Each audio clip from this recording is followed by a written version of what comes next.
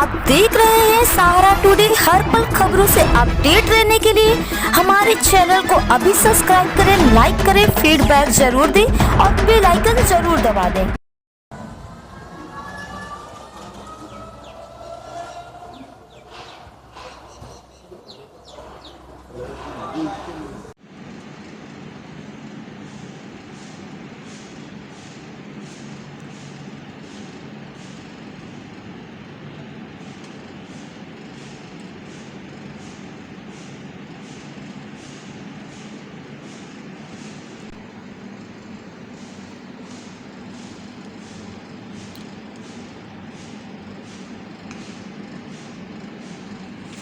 देखिए, एक साधारण परिवार में कानपुर में जन्मे सुरेश द्विवेदी आज यहाँ तक पहुँचे हैं। इसमें एक बहुत बड़ी कहानी है, एक बहुत बड़ा रोचक छुपा हुआ है कि शुरू से इनके अंदर एक समाज सेवा का जो लगन था, जज्बा था, वो आज तक रहा।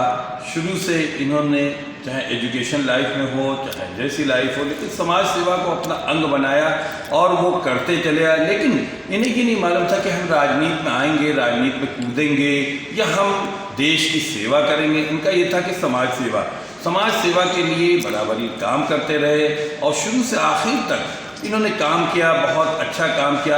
उसके बाद जो है इन्होंने जो है आज़ाद भारत पार्टी, चंद्रशेखर आज़ाद के नाम को भी जिंदा रखते हुए और ये आज़ाद पार्टी नेशनल का गठन किया है, इसका रजिस्ट्रेशन भी हुआ है। और ये पार्टी, इनका एक उद्देश्य ये है कि समाज की सेवा करना, गरीबों की सेवा करना। जिसकी कोई नहीं सुनता है वो उसकी आज़ाद पार्टी सुनेगी। इसके लिए आज यहाँ पर एक बैठक भी, अब हम खुद देखिए संक्षिप्त मुलाकात में हम पूरी डिटेल बताएंगे और उनसे बात करेंगे। वो खुद बताएंगे, राष्ट्रीय अध्यक्ष हैं, इसलिए खुद अपने उसमें बताएंगे। आपका पूरा नाम क्या है? सुरेश कुमार द्विवेदी। आपके पिताजी का क्या नाम? श्री ईश्वरी प्रसाद द्विवेदी। आपने आज ये राष्ट्रीय पार्टी का गठन किया। हम शुरू से बात करना चाहेंगे कि आपकी एजुकेशन लाइफ थी, स्टूडेंट लाइफ थी, उसमें क्या सोच रखते थे आप? मैं सामान्य परिवार से बिलोंग करता था, तो एजुकेशन भी बड़ी मुश्किल में कर पाए और वहाँ पर कोई ऐसी सोच नहीं थी कि वो जीविकोपार्जन तक की सोच थी। लेकिन जीविकोपार्जन के दिशा में जब हम चले तो हमारी नौकरी भी लगी।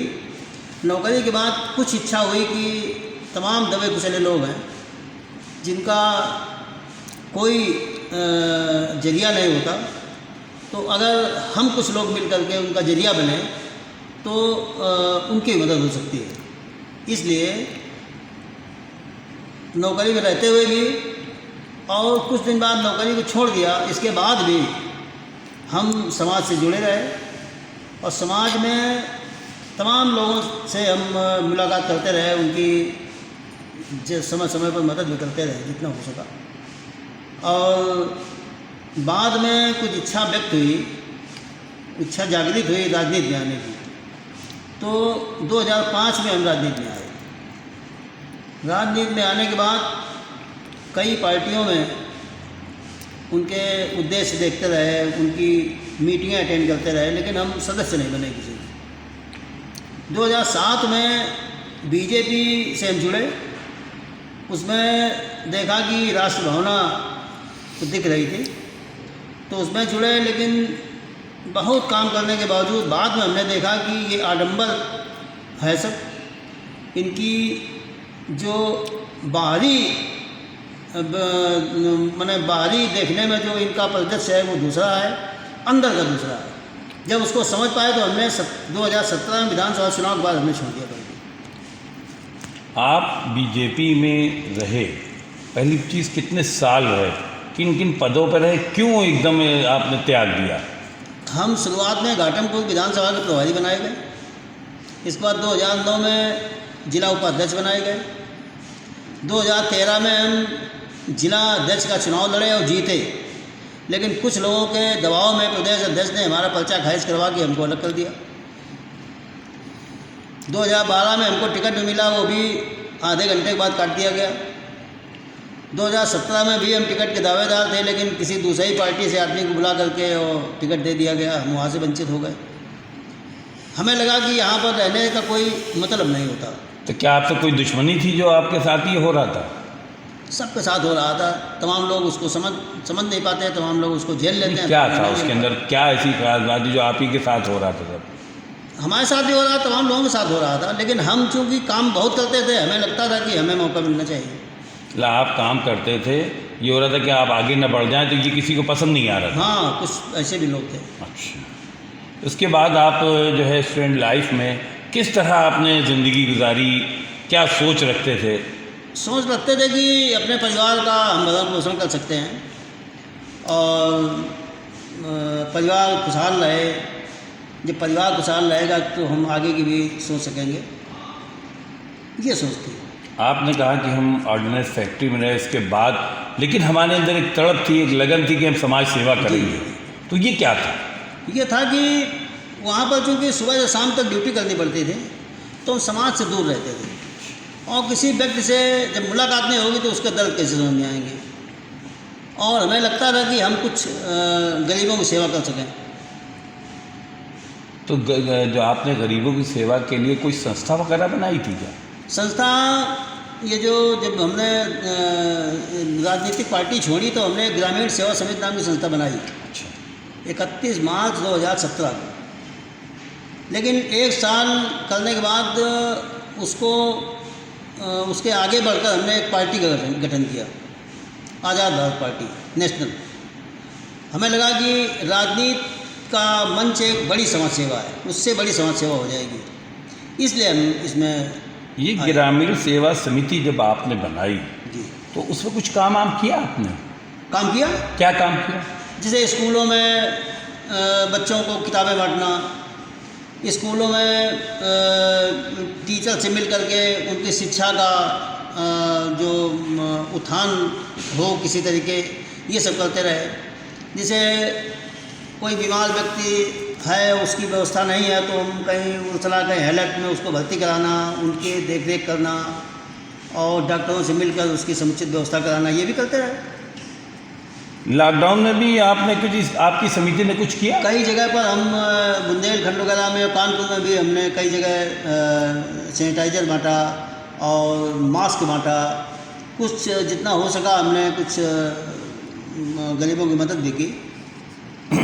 अब ये बताइए कि ये तो हो गया आपकी जो शैक्षिक उस पर जो लाइफ थी, उस पर था एजुकेशन लाइफ में। अब आ रहे हैं रियल लाइफ में। जी, रियल लाइफ में आने के बाद आपने जो ये अपनी पार्टी का गठन कब किया, क्यों किया, नाम आज़ाद क्यों आया? आज़ाद इसलिए आया कि चंद्रशेखर आज़ाद की जो भूमिका थी, जो उनका परिवेश था, जो उनकी कारगुजारी थी, वो बेहद सत्य से और निष्ठा से ओतप्रोत थी और कोई बनावट नहीं थी उसमें। इसलिए हम इनको आदर्श मान करके उनके नाम से पार्टी बनाई। अब जिस तरह आपने पार्टी बनाई है, जाहिर बात है कि एक बहुत बड़ा आपने ढांचा खड़ा किया। अब ये बताइए कि ये कहाँ कहाँ ढांचा आपका, ये कहाँ कहाँ पार्टी आपकी फैली हुई? हम इसमें जब बुंदेलखंड पहुँचे तो वहाँ की पर देखा कि यहाँ की स्थिति बड़ी ख़राब है। 90% लोग वहाँ पर गरीब हैं, गरीब और अमीर की खाई बहुत बड़ी बड़ी है। इसलिए जब हमने तमाम जगह पूछा तो कुछ लोगों ने बताया कि यहाँ पर कोई सरकारी उपक्रम और सरकारी कोई व्यवस्था आती नहीं है। फिर हमने पता लगाया कि यहाँ का तो जो खनिज पदार्थ और बालू और वहाँ पर लकड़ी, वन, पत्थर, इनमें इतनी आमदनी वहाँ से गवर्नमेंट करती है कि हर प्रांत से ज़्यादा वहाँ पर राजस्व है। उसके बावजूद राजस्व वहाँ पर नहीं जाता, दूसरे जगह पर खर्च होता है। तो ये पता चला कि यहाँ पर अगर जब तक बुंदेलखंड की अलग राज्य नहीं बनेगा तब तक इसका उद्धार नहीं होगा। तो हमने उसी को आगे बढ़ाते हुए बुंदेलखंड पृथक राज्य बनाने की मैंने लड़ाई की घोषणा की और उसी लड़ाई में हम लगे हुए हैं।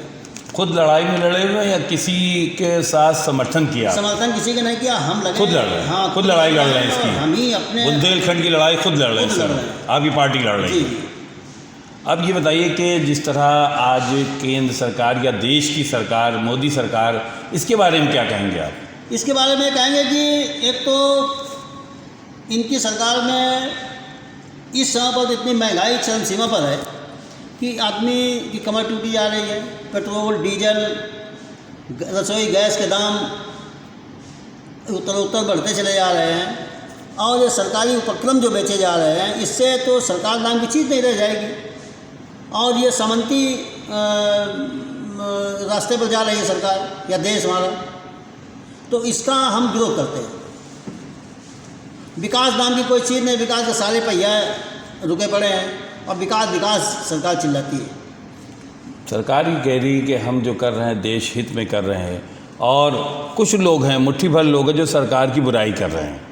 अब सरकार की बुराई और भलाई तो इसमें जब जनता के पास बातें नहीं पहुंच पाएगी, जो हमारे मुख्य चैनल हैं वो सब उन्हीं की बात करते हैं, उनकी बातें नहीं पहुंच पाती जनता तक। या विपक्ष हो या कोई जनता हो, किसी की बात नहीं पहुंच पाती है, जो वो कहते हैं वही पहुंचती है। जब वो उसकी बात नहीं पहुंच पा रही तो आपकी बात कैसे पहुंच जाएगी? आप कैसे लड़ाई लड़ लेंगे फिर? हम सोचते हैं आप लोग इस पर हमारा साथ देंगे। मैं लड़ाई तो आपको लड़नी है, हम तो हैं। हाँ, जब आप कह रहे हैं कि जब वो चैनल कोई आवाज़ें नहीं पहुंचाते हैं तो आप लोगों के चैनल तो पहुंचाएंगे आवाज़, हमारे चैनल पहचानेंगे आवाज़। अब ये बताइए कि आगे का आपकी पार्टी की क्या रणनीति है 2022 के लिए, और कहाँ कहाँ स्टेट में या ज़िलों में कहाँ कहाँ गठन हो अभी चुका तो है? उत्तर प्रदेश जिला पंचायत का चुनाव लड़ाएंगे, अन्य कोई चुनाव नहीं लड़ाएंगे। पंचायत चुनाव में क्यों जिला पंचायत, कितनी पूरे उसमें लड़ाएंगे उत्तर प्रदेश में? पूरे प्रदेश में प्रयास कर रहे हैं लड़ाने का। जितना प्रचार प्रसार, चूँकि अभी हमारा ज़्यादा नहीं हो पाया है, अभी हमारे 9-10 जिलों में प्रचार प्रसार है, उसी में ज़्यादा लड़ाएंगे। बाकी हम प्रयास करेंगे सब जगह हो। 2022 की क्या तैयारी कर रहे हैं? 2022 में पूरी तैयारी से, पूरी ताकत से चुनाव लड़ेंगे। पूरी ताकत से सभी सीटों पर लड़ेंगे? सभी सीटों में लड़ेंगे, पूरी सीटों पे? पूरी सीटों में लड़ेंगे। ये तो क्रांति हो जाएगी। अब क्रांति हो या जो शांति हो, कुछ भी तो होगा। नहीं तो ये तो बहुत मतलब कहीं ना कहीं ऐसा ना किसी से। अच्छा ये बताइए, कुछ ऐसे दल हैं जो आपका साथ दे सकते हैं? हम किसी से समझौता करने के मूड में नहीं है, किसी से नहीं। मान लीजिए अगर कम पड़े, आप 2022 में चुनाव लड़े, कुछ कम पड़े 10-20 सीटों के लिए, आपको मुख्यमंत्री डिक्लेयर किया गया तो वो नीतियाँ देखी जाएंगी। नीतियाँ देखी जाएंगी। अच्छा, क्या जो भाजपा की नीति है ये सेकुलर नीति है? ये सेकुलर तो किसी तरह की नहीं है, और ये टोटल कम्युनल नीति पर चलते हैं, और इनका कोई उद्देश्य नहीं है। इनका उद्देश्य केवल सत्ता किसी तरीके बनी रहे, देश बाहर पर जाए, सातल पर चला जाए, अर्थव्यवस्था संभाले नहीं पा रहे। ये इस समय पर इस तरीके देश चल रहा है जैसे बिना स्टीयरिंग की गाड़ी चले। आगे क्या संदेश देना चाहेंगे? आगे संदेश हमारा एक है कि जो गरीब है, जो आखिरी पायदान पर आदमी है, उसको मुख्य धारा पर लाना हमारी पार्टी का मुख्य उद्देश्य है। मुख्य उद्देश्य यही है। लेकिन लोग गरीबों के नाम पर पार्टियां बना लेते हैं, फिर दूर दूर तक नहीं दिखाई देते हैं। ऐसा तो हम लोगों ने किया है, लेकिन हम ऐसा करने की नहीं तो गेहूं के साथ में घुन तो पिसता है। आप कैसे अपने गेहूं विश्वसनीयता दिखाएंगे? नहीं, जब प्रयास करने पर घुन भी बचता है। इतनी जल्दी आपने पार्टी के अंदर इतनी उछल कूद मचा के बड़ी तरक्की कर ली और काफ़ी जल्दी साल भर में फैला दिया, ये ऐसे कैसे हो गया? प्रयास करते रहने में सब कुछ होता है। प्रयास कर रहे हैं, यानी प्रयास की लड़ाई लड़ रहे हैं आप? लड़ाई लड़ रहे हैं। आगे आप इसी तरह लड़ते रहेंगे, चाहे केंद्र से लड़ें, चाहे प्रदेश से लड़ें, चाहे लड़ें, आपकी पार्टी लड़ेगी और सत्य की विजय होगी। सत्य की विजय और सत्यता पर हम चलेंगे, और कोई भी बनावटी बात न करेंगे, ना बनावटी कोई हम प्रयोग करेंगे। एक चीज़ आखिर में ये बताइए कि आप जिस तरह से लड़ रहे हैं तो उसमें ख़तरे भी आते हैं। खतरा तो जीवन है, एक दिन मरना किसी सबको है। खतरा है क्योंकि आप भाजपा के सामने खड़े होंगे तो एक तो बहुत बड़ा खतरा होगा। बाघ थोड़ा है, बाघ थोड़ा है भाजपा को। बाघ के सामने लोग खड़े होते हैं, उससे क्या? बाघ के सामने खड़े रहते हैं, लेकिन शेर के सामने आप खड़े हैं भी, इसका मतलब तो डर नहीं लगेगा? भाजपा के हम सबके सामने खड़े। डर नहीं लगेगा? शेर के सामने खड़े हो जाएंगे? काहे का डर? डर काहे का? डर नहीं। ये राष्ट्रीय अध्यक्ष थे सुरेश द्विवेदी जी, किस बेबाकी से एक एक प्रश्नों का उत्तर दे रहे थे, एक एक चीज़ को बता रहे थे। अपना उन्होंने जो सिद्धांत है उसको भी क्लियर कर दिया, पार्टी के सिद्धांत को भी क्लियर कर दिया, और ये भी कहा है कि हम न रुकने वाले हैं, न झुकने वाले हैं, न घुटने टेकने वाले हैं। हम समाज के लिए लड़ेंगे, समाज हमें ताकत देगा, हम बहुत दूर तक जाएंगे। हमें ना सरकारों से मतलब है, ना किसी से मतलब, हमें सिर्फ उन गरीबों से मतलब है, उन लोगों से मतलब है जिनकी आवाज़ नहीं सुनी जाती। उसकी आवाज़ जो है ये आज़ाद समाज पार्टी बनेगा। और इनका ये भी कहना है, चूँकि चंद्रशेखर आज़ाद से बहुत ज़्यादा इनका लगाव है, इसी वजह से इस पार्टी के नाम का गठन किया गया। और ये पूरे हिंदुस्तान में, और ये एक बात और खास कही, 2022 में ये भरपूर तरीके से चुनाव लड़ेगी, इसके लिए पूरी ताकत लगा दी जाएगी। और किसी तरह इन्होंने एक बात और कह दी कि भाजपा के लिए स्पष्ट कह दिया कि इसकी नीति में चेहरे दो तरह के, एक दिखाने का है, खाने का। दिखाने वाला कुछ और है, खाने वाला कुछ और है। कम्युनल है और कम्युनल रहेगी। वे बात सेकुलर की कहती है, ऐसा कुछ नहीं है, ये सिर्फ ढकोसला है। और इसी के साथ इन्होंने आखिरी बात ये भी क्लियर कर दी कि ये पार्टी जो है वो राष्ट्रीय स्तर पर जाएगी और किसी से समझौता भी नहीं करेगी, सिद्धांत से लड़ेगी, अपने उद्देश्य के लिए लड़ेगी। आप देख रहे हैं सहारा टुडे, हर पल खबरों से अपडेट रहने